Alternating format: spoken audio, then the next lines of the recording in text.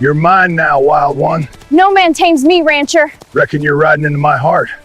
Everyone in town said the wild girl could never be tamed, but the moment this rancher bought her, something unexpected began to happen. The frontier morning rose slow and pale over the long grass plains where the wind carried dust and memory. Across miles of lonely land, Silas Calder stood beside the corral rails. Watching the horses breathe mist into the cold dawn, he was a rancher known across the territory for steady hands and quiet strength, a man who had lost much and trusted little. Yet the day before had carried rumors through the trading town like wildfire. Men at the saloon spoke of a wild girl captured by trappers far north near the Broken Hills. They said she rode horses bareback and fought like a storm. They said no man could tame her. Silas had ignored the talk at first. The West was full of tall tales. Yet something about the story settled in his mind like a stubborn seed. By sunset he rode into town, where lantern light glowed through the dusty windows of the trading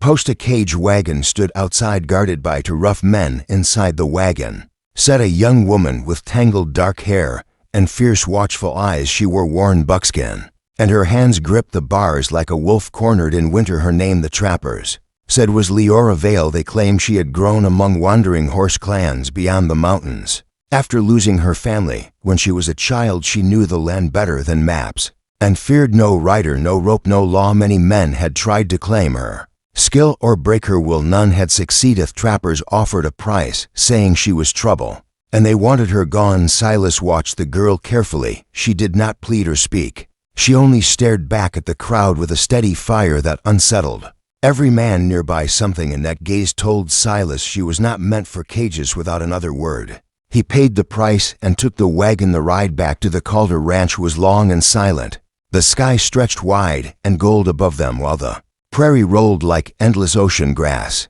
Leora sat in the wagon, at first watching every move Silas made. She looked ready to leap and vanished the moment the door opened at the ranch. Silas unlocked the cage and stepped away, leaving the gate open. The wind moved through the cottonwoods and horses shifted in the pasture. Leora did not step out immediately. She studied him as if measuring the shape of his spirit. Finally, she stepped down from the wagon, slow and careful like a wild mare testing new ground. Her eyes swept the land, the barns, the hills beyond. She said nothing, but the tension in her shoulders eased just a little. Silas pointed toward the bunkhouse and the open land beyond. He spoke in a calm voice, saying she was free to leave if she wished, but if she stayed there would be work, horses to train, fences to mend, and open sky enough for anyone who loved the river. For the first time Leora spoke. Her voice carried the rough strength of wind over stone. She asked why he bought her.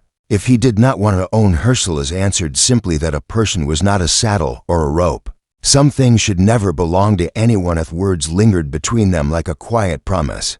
Days passed, and the ranch settled into its rhythm. At dawn, Silas rode the boundaries, while ranch hands repaired fences and tended cattle. Leora watched everything with sharp attention. Soon she began helping with the horses, moving among them with a strange grace that startled the mean. Stallion named Thunder had thrown every rider who tried him. He kicked and snapped like lightning. Yet one afternoon, Leora stepped into the corral with nothing but patience in her step. She spoke softly to the horse and moved with calm confidence. Slowly Thunder lowered his head and allowed her onto his back. When she rode him across the open field, the ranch hands fell silent. The stallion that no man could master ran smooth and proud beneath her. Silas watched from the fence, feeling something unfamiliar stir in his chest. It was not simply admiration, it was a quiet warmth growing where loneliness had lived for years. But the West was never gentle for long. Word spread quickly across the frontier that the wild girl now rode at the Calder ranch,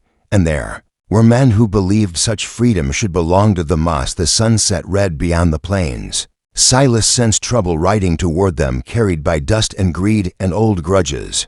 The story of the wild girl was only beginning. The trouble arrived with the sound of distant hooves under a gray morning sky. 3 riders approached the ranch hard and fast. Their leader was a land baron named Victor Hale, a man who believed the frontier existed only for the taking. He had heard the stories of the untamed rider and wanted her skill for his growing horse empire. Victor rode into the yard with cold confidence. His coat was black, his smile thin as a knife. He told Silas The girl belonged to him now and offered a sack of gold heavier than any ranch profetsilas.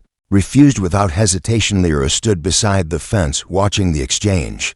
Her eyes burned with quiet fury. She knew the type of men Victor represented, those who saw strength as something to cage and sell. Victor laughed and warned Silas that the frontier had many ways of settling disagreements.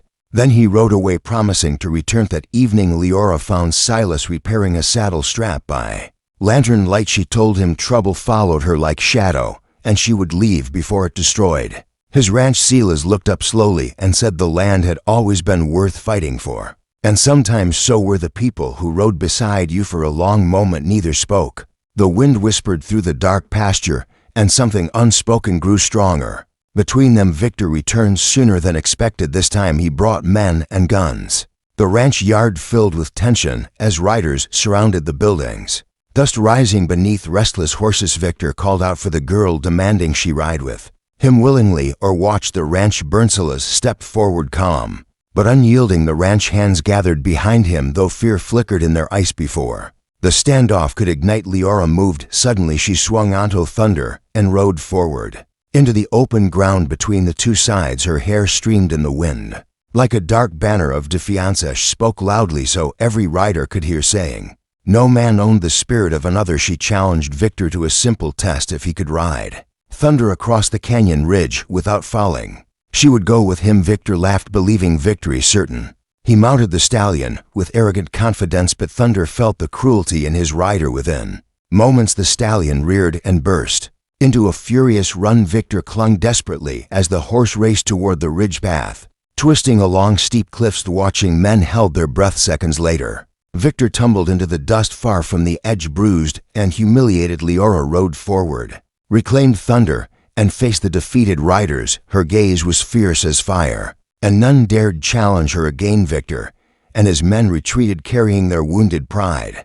Back across the plains, peace returned slowly. After that day, the ranch breathed easier and the land felt wide and welcoming again. Leora remained at the Calder Ranch, not as a captive but as a partner of the open ranges. Seasons changed, and the prairie shifted from gold to green and back again. Silas and Leora rode countless miles together, mending fences, chasing storms, and training horses. Their friendship deepened through quiet conversations beside campfires and long rides beneath endless skies. An evening at sunset they stood on a ridge overlooking the vast valley below. Thunder grazed nearby while the wind carried the scent of distant rain. Leora spoke softly, saying she had spent her life running from cages and cruel men. She had believed the world held no place where her spirit could belong. Silas answered that perhaps belonging was not about walls or chains. Perhaps it was about riding beside someone who understood the freedom of the horizon. Leora looked at him, then truly looked, as if seeing the man behind the quiet strength. Her fierce expression softened, and a rare smile touched her face. From that day forward, the ranch became more than land and labor. It became a home built on respect, courage, and shared freedom. The wild girl no man could tame had ridden into the heart of a rancher who never tried to hold her reins, and together they rode the endless frontier, not as owner and captive, but as two free souls bound by trust and the wide open west. The legend of Silas Calder and Leora Vale spread across the frontier, not as a tale of taming, but as a story of respect and love born beneath the untamed sky.